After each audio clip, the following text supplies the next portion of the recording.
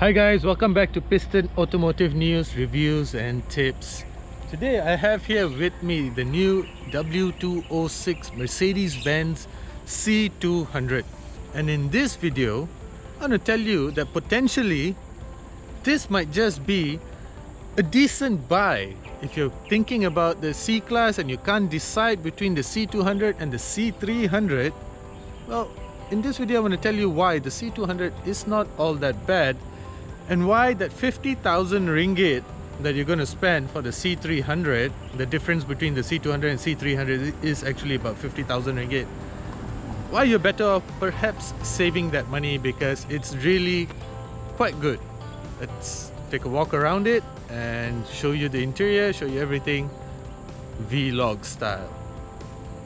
Alright, there's two things that the C300 does better than the C200. First things first is the design. The C200 has an avant-garde design, where else the C300 adopts an AMG body kit. So with the C200, you get an excessive amount of plastic bits, such as this over here. This is just really ugly if you ask me. And you get this vertical grille, which is alright, no big deal. And you get this daytime running light, which is the same as the C300, also no big deal. Then you also get this 18-inch wheels wrapped in Pirelli tires. The C300 gets 19-inch wheels wrapped in Goodyear tires. The tires are not all that bad, but I think the C300 and those 19-inch wheels are absolutely gorgeous. And you also do not get a 360-degree camera, because the C300 has a camera mounted onto the three-pointed star at the front here. But what you do get is the power domes over here. These are also seen in the E-Class as well as the S-Class. These were once reserved for AMG, proper AMG machines only, such as the 63s and the 43s. And the C200 also loses out on the sunroof over here. Well, it's no big deal. It might not be a deal breaker to some. I personally like sunroofs and moonroofs and such. I feel that they are very handy, especially in this Malaysian weather. You know, sometimes you get up early morning, you go for a drive, or right after it rains. I like that, but still not a deal breaker. At the back, almost identical to the C300. For the first time ever, a C-Class comes with two-piece brake lights. So, and they are identical actually to the C300, and they look great. Check it out, they look fantastic. Okay, and from the back, well, you still get these fake exhausts over there.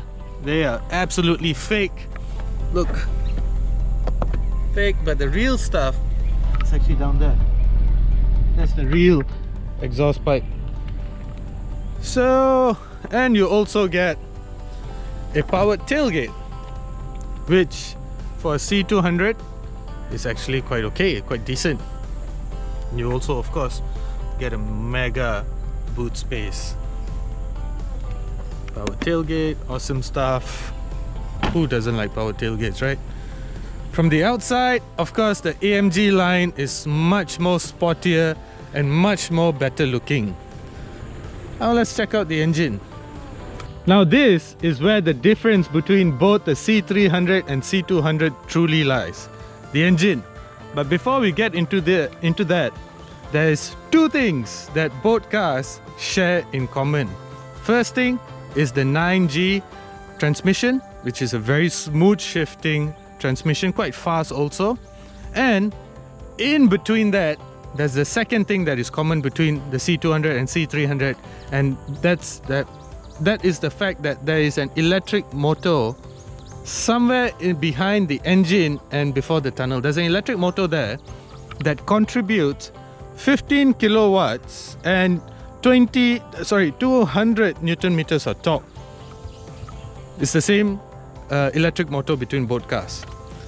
So this engine, as compared to the C300, is a 1.5 litre 4-cylinder engine that produces 208 horsepower and 300 Newton meters of torque. The C300, on the other hand, uses a 2-litre 4-cylinder turbocharged engine, and it produces a very impressive 258 horsepower and 400 Newton meters of torque.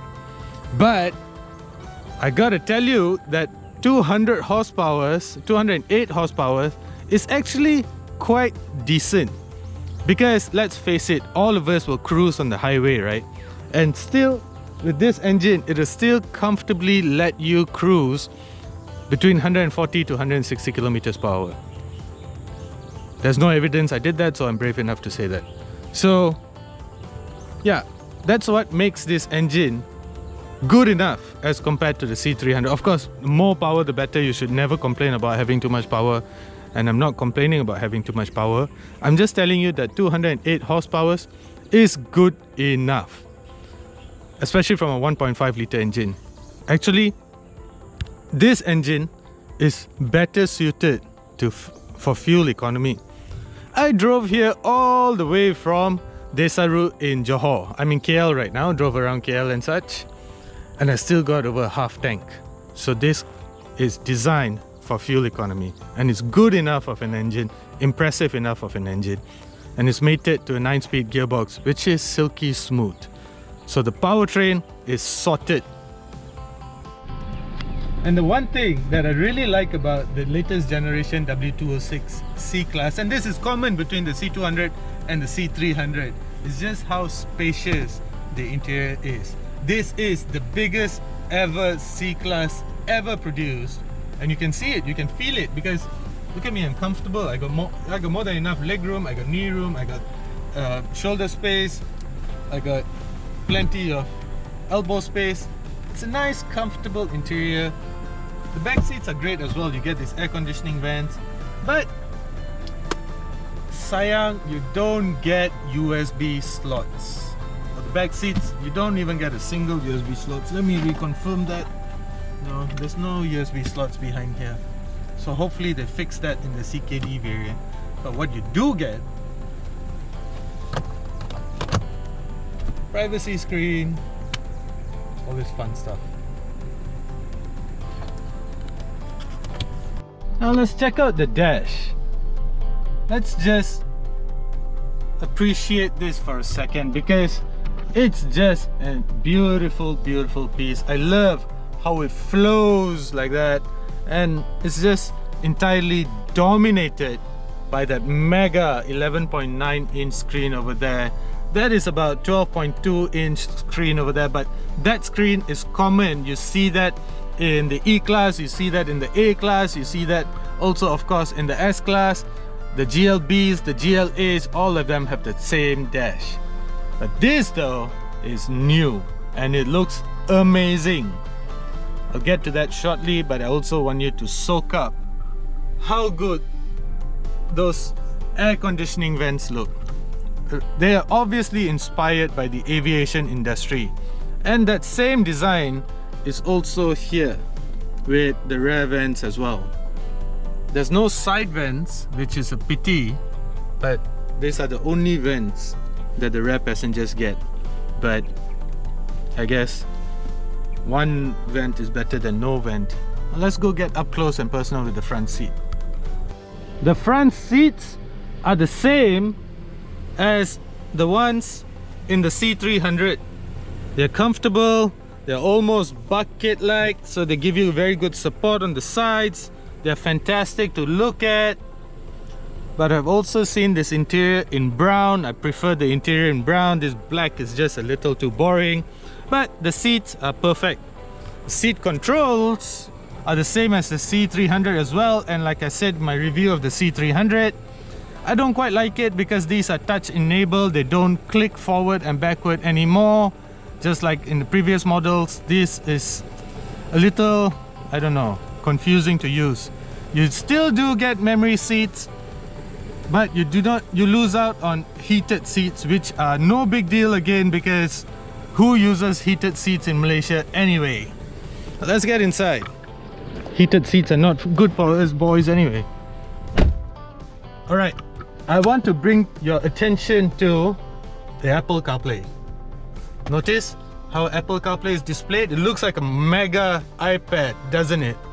And the other thing is, it's totally wireless. This is my phone, it's totally wireless. So that's fantastic as well.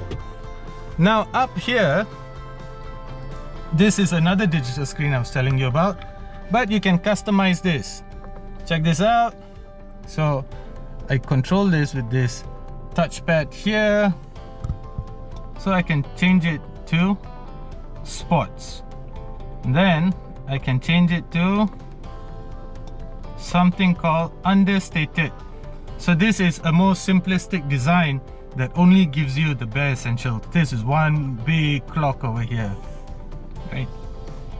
But I don't quite like this touchpad because, as you can see, they highlight all your fingerprints, and if you've got sweaty palms, it's just a nightmare to use. And then these shifter pedals at the back here, these are also in pure plastic. Mercedes didn't bother painting them as they did with the C300. So these are some ugly looking black plastic shifter pedals. So they look very basic, but the fact that they are there, I guess is good enough. And this gives you access to more power, because sometimes when you want to downshift to overtake a lumbering truck or something, you just got to downshift, which you do with the pedal here. It's downshift, click it maybe 2 or 3 times and you get instant power, 300 Newton meters of torque. Oh, the acceleration is seen off in about 7.7 seconds, which isn't blisteringly quick, but it's alright. The steering wheel is also different than the C300. I prefer the steering wheel on the C300 because I think that looks amazing. It's also much thicker, and the thicker steering wheels feel premium in your hands. This feels okay, but the C300 is better. And then the same thing between the C200 and the C300 is this carbon fiber look-alike trimming over here. This is not real carbon fiber, guys. This is carbon fiber trimming, carbon fiber look-alike. Okay. However, there's one big difference between the C200 and C300 when it comes to the trimming. Is that this is matte finished, where else the C300 gets a gloss finish. That's it.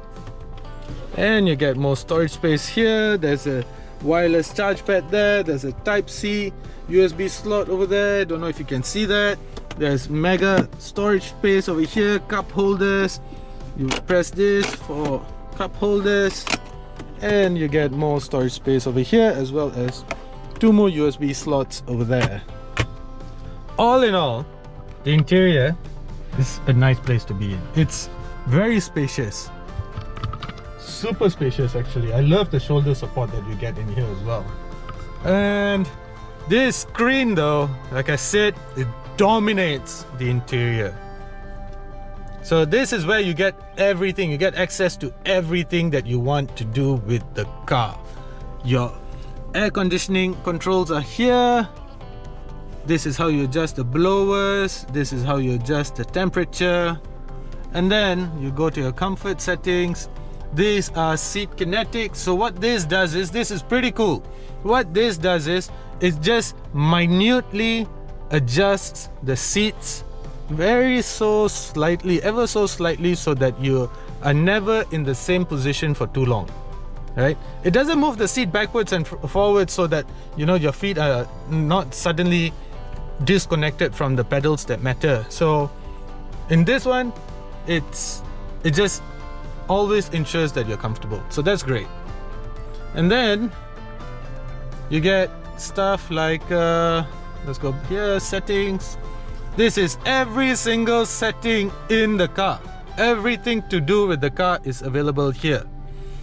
ESP, electronic stability programs, so traction control and such, that's here. Keep that on. I need to return this car. Active brake assist, keep that on as well. Active lane keeping assist, everything to do with the car, it's right here. Even the lights. Okay, you get a lot of lights. You get every single type of lights over here. in this car, and it feels like you're driving a different car every day actually. So yeah, you get the point. And you get this borderless mirror right here. So everything about the interior is actually nice enough, and when you compare it to the C300, you are actually getting almost the same stuff. Of course, you don't get the sunroof and such. You're getting other type of goodies.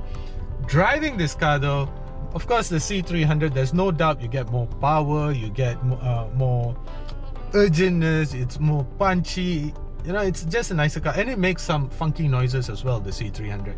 C200 feels a little more subdued.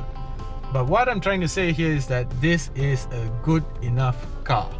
I was on the highway yesterday, I was doing some illegal speeds I won't mention here. So, and I felt that it was decent enough. Check this out, guys. I have a range of 309 kilometers, and I'm slightly below half tank actually. And this is after coming back from Desaru, driving around KL, all of that, and I still have that. So this is obviously a car that is designed for day-to-day life. C300 looks better, but it also costs you 50,000 ringgit more. There's no doubt that it costs more money, which in monthly payments, depending on the amount of down payment that you pay, would cost you say about 1,500 ringgit more. So in that sense, the C200 is quite a nice car. It's plenty actually, and may not look as good as the C300, but if you want a comfortable car with decent power and great fuel economy, spacious interior, and not good decent boot, the Mercedes-Benz C200 is good enough. Thank you for watching. I'm Kashi Dylan, this is Piston.my, and for all of you who have already subscribed to our channel, thank you so much. You have helped us reach the 1,000 subscriber mark, and for those of you who haven't, do consider subscribing so we can bring you more awesome content. Thanks.